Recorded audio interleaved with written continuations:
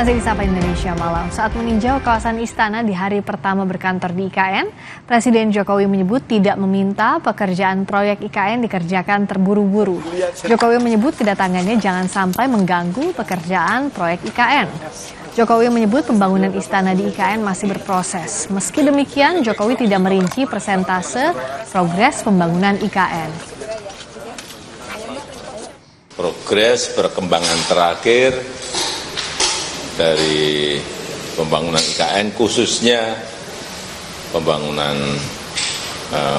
istana. Saya melihat semuanya masih dalam proses, karena di sini ada ribuan yang bekerja. Saya nggak mau banyak mengganggu mereka. Kira-kira kalau di persentase angka udah berapa persen? Duh, nanti tanya ke Pak Menteri PU, rasa angkanya.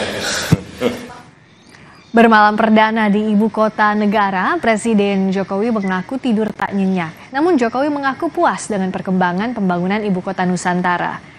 Presiden Jokowi mengaku tak nyenyak saat tidur di Istana Negara ibu kota Nusantara. Jokowi mengklaim ini terjadi karena baru pertama kali bermalam di IKN. Menteri PUPR sekaligus pelaksana tugas Kepala Otorita Ibu Kota Nusantara Basuki Hadimulyono membenarkan pengalaman Presiden Jokowi bermalam di Istana IKN. Menurut Basuki, Jokowi tak nyenyak karena mesin pendingin di Istana Negara tidak berfungsi maksimal. Ini